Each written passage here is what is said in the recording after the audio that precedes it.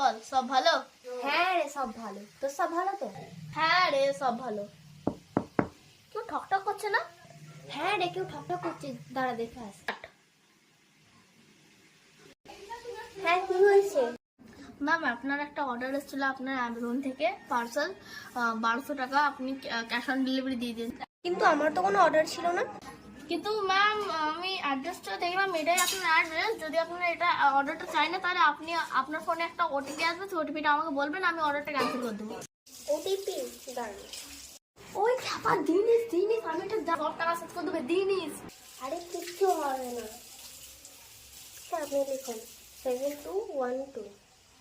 7212। ঠিক আছে ম্যাম, আমি এখানে লিখে দিচ্ছি আপনার অর্ডারটা ক্যান্সেল হয়ে গেছে। তোকে বলেছিলাম দিতে হবে না, এবার তোর পুরো ব্যাংক অ্যাকাউন্ট শেষ হয়ে যাবে।